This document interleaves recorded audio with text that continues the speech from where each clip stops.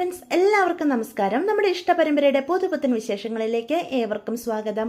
അങ്ങനെ നമ്മുടെ ഗോമതിയും ഇന്ദിരാമയും തമ്മിൽ സംസാരിച്ചുകൊണ്ട് നിൽക്കുകയാണ്. ഇന്ദിരാമയാണെങ്കിൽ വളരെ സന്തോഷത്തോടു കൂടിയാണ് നിൽക്കുന്നത്. അനുമോളുടെ കല്യാണ കത്തൊക്കെ കണ്ട സന്തോഷം. പെട്ടെന്ന് തന്നെ പറയും, എനിക്ക് നിന്നോട് ഒരു കാര്യം പറയാനുണ്ട്. അപ്പോൾ ഗോമതി ചോദിക്കും, എന്താമേ, എന്താ കാര്യം? അത് പിന്നെ ഞാനിത് പറയുന്നത് കൊണ്ട് നീ ഒന്നും വിചാരിക്കരുത്. എന്താ അമ്മേ, അമ്മ കാര്യം പറ. അത് സുകന്യ, അവളെ നീ ഒന്ന് ശ്രദ്ധിച്ചേക്കണം എന്ന് പറയാ. അതെന്താ അമ്മേ അങ്ങനെ പറഞ്ഞത് എന്നപ്പോൾ ഗോമതി ചോദിക്കാം, വേറൊന്നും കൊണ്ടല്ല മോളെ, രാജശ്രീയുടെ ബന്ധുവാണല്ലോ സുകന്യ. അതുകൊണ്ട് അവിടെ നടക്കുന്ന കാര്യങ്ങളൊക്കെ അവൾ അപ്പം വന്ന് മിക്കവാറും രാജശ്രീയെ അറിയിക്കും. അമ്മയ്ക്ക് അങ്ങനെ ഒരു സംശയമുണ്ട്. അതുകൊണ്ട് മോളൊന്ന് കരുതിയിരിക്കണം. അവൾ മുഖേന അലോകിന് അനുവായിട്ട് അടുക്കാൻ ഒരു അവസരം ഉണ്ടാക്കരുതെന്നേ കരുതുള്ളൂ. അവളങ്ങനെ ചെയ്യുമെന്നല്ല എന്ന് നമ്മുടെ ഇന്ദിരാമ്മ ഒരിടത്തും തൊടാതെ പറയണം കേട്ടോ. അത് കേൾക്കുമ്പോഴത്തേക്കും ഗോമതി പറയും, അമ്മ എന്താ ഇപ്പം അങ്ങനെ സംസാരിക്കാൻ? അവൾ നമ്മുടെ ധർമ്മന്റെ ഭാര്യയല്ലേ. ഈ കുടുംബത്തിൽ നിന്നുകൊണ്ട് ദേവമംഗലത്തുള്ളവർക്ക് ദോഷം വരുന്ന രീതിയിലൊക്കെ സുകന്യ പ്രവർത്തിക്കോ? എനിക്കങ്ങനെ തോന്നുന്നില്ല. അങ്ങനെയല്ല മോളെ, രാജശ്രീയുടെ ബന്ധുവായതുകൊണ്ട് അവളെ നിർബന്ധിച്ച സുകന്യക്ക് ചെയ്യേണ്ടി വരില്ലേ? അതുകൊണ്ട് ഞാൻ പറഞ്ഞതേ ഉള്ളൂ, സുകന്യയെ കൂടി നീ ഒന്ന് ശ്രദ്ധിച്ചേക്കണമെന്ന്. അമ്മ ഒന്നുകൊണ്ടും പേടിക്കണ്ട, ഒരു കുഴപ്പം ഉണ്ടാകില്ലെന്നേ.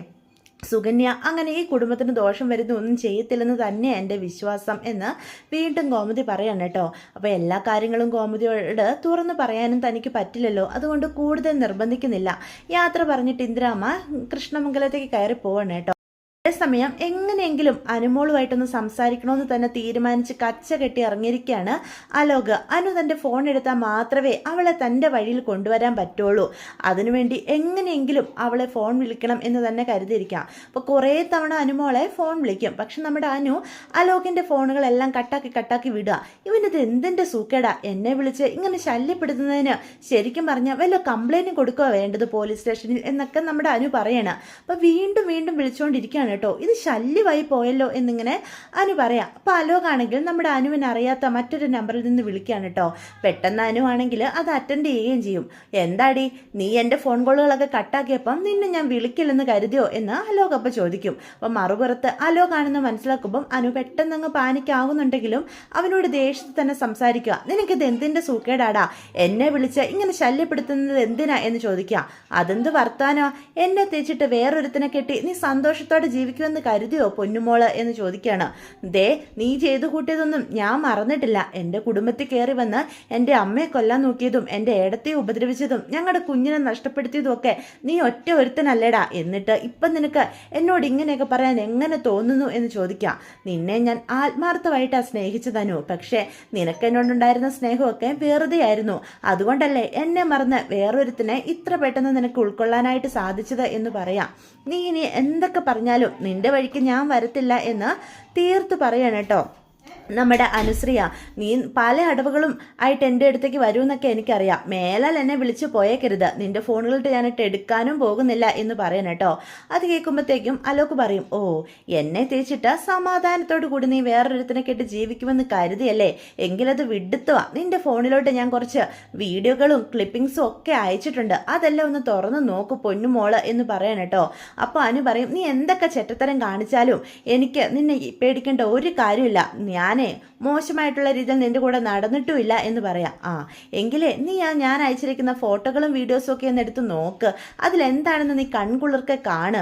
നിനക്ക് നിന്റെ വീട്ടുകാരോട് അത്രയേറെ ബഹുമാനമല്ലേ? നിന്റെ പ്രിയപ്പെട്ട അച്ഛനും അമ്മയും ആങ്ങളമാരൊക്കെ നിന്റെ ആ കോലത്തിലുള്ള ഫോട്ടോകൾ കണ്ട് എങ്ങനെ ഇരിക്കും? അല്ല, ഈ നാട്ടുകാർ നിന്നെ ഈ കോലത്തിൽ കണ്ടു കഴിഞ്ഞാൽ എന്തായാലും വിശ്വസിക്കും എന്നൊക്കെ പറയണം കേട്ടോ. ഇത് കേൾക്കുമ്പോഴത്തേക്കും നമ്മുടെ അനുശ്രീ ആകെ പാനിക്കാവുക. എന്തോ മോശപ്പെട്ട കാര്യം തന്നെ ചെയ്തിട്ടുണ്ട് എന്ന് ബോധ്യപ്പെടുകയാണ് കേട്ടോ. എന്നിട്ട് അവളങ്ങ് ഫോൺ കട്ട് ചെയ്യുവാണേ. അപ്പോൾ അലോക് ഒരു കൊലച്ചിരി ചിരിച്ചുകൊണ്ട് അവിടെ നിൽക്കുക. നിന്നെ എൻ്റെ വഴിക്ക് കൊണ്ടുവരാൻ എനിക്ക് കഴിവടി എന്നുള്ള രീതിയിൽ പെട്ടെന്ന് അനുവാണ് ആ ഫോട്ടോസൊക്കെ എടുത്ത് നോക്കാനായിട്ട് തുടങ്ങുമ്പോഴത്തേക്കും അനുവിനെ ഹാളിലേക്ക് വിളിക്കുകയാണ് കേട്ടോ ഗോമതി. അപ്പം എല്ലാവരും അവിടെ ചേർന്ന് നിൽപ്പുണ്ട്. നമ്മുടെ ആര്യനും ആകാശും ആനന്ദും അതുപോലെ തന്നെ ദേവിയും മിത്രയും മീനും ഒക്കെ ഉണ്ട്, ഗോമതിയും ഒക്കെ എല്ലാവരും അങ്ങനെ നിൽക്കുമ്പം തന്നെ പെട്ടെന്ന് അനു ചോദിക്കും, എന്താ ഏട്ടാ, എന്താ കാര്യം എന്നിങ്ങനെ ചോദിക്കുകയാണ് കേട്ടോ. മോളുടെ കല്യാണക്കുറി അച്ചടിച്ച് വന്നിട്ടുണ്ട്, മോളത് നോക്കിയായിരുന്നോ എന്ന് അപ്പോൾ ഗോമതി ചോദിക്കാം. അപ്പോൾ ഒരു കല്യാണക്കുറി എടുത്ത് നമ്മുടെ അനുവിൻ്റെ അനുവിൻ്റെ കയ്യിലോട്ട് കൊടുക്കാൻ കേട്ടോ. അപ്പോൾ അനു അത് തുറന്നൊക്കെ നോക്കുന്നുണ്ടെങ്കിലും അലോക് അയച്ച ആ ഫോട്ടോകളും വീഡിയോസൊക്കെ എന്തോ മോശപ്പെട്ട എന്തോ ആണ് തന്നെ കൊടുക്കാനായിട്ട് അലോക് മനഃപൂർവ്വം എന്തോ ചെയ്തിട്ടുണ്ട് എന്ന് അനുവിന് ബോധ്യപ്പെടുകയാണ് കേട്ടോ. അതുകൊണ്ട് തന്നെ അതിലൊന്നും സന്തോഷിക്കാനൊന്നും അനുവിന് സാധിക്കുന്നില്ല.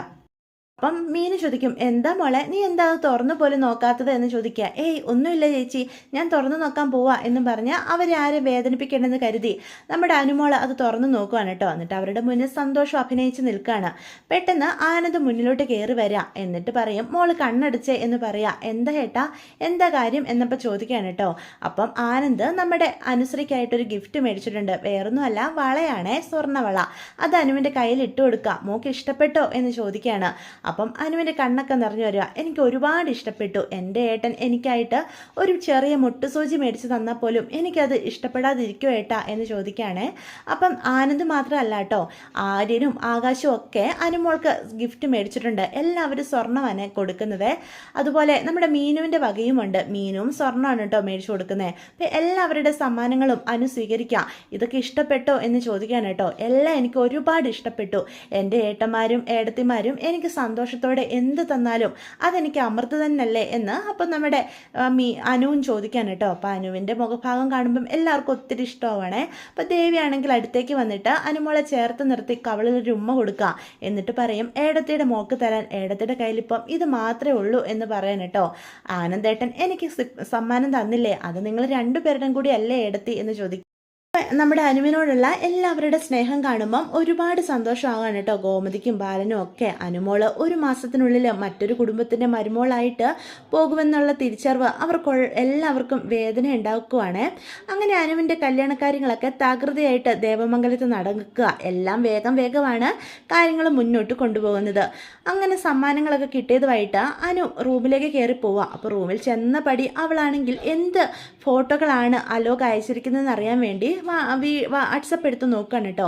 അപ്പോൾ ആ ഫോട്ടോസൊക്കെ കാണുന്ന നമ്മുടെ അനു ഞെട്ടിത്തെരിച്ച് നിൽക്കുകയാണ്. അനുവിൻ്റെ വളരെ വൾഗറായിട്ടുള്ള മോശപ്പെട്ട രീതിയിലുള്ള ഫോട്ടോകളും വീഡിയോകളും ഒക്കെയാണ് കേട്ടോ അലോക് അയച്ചു കൊടുത്തിരിക്കുന്നത്. ഇത് കാണുന്ന നമ്മുടെ അനു ഞെട്ടിത്തെരിച്ച് നിൽക്കുകയാണ്.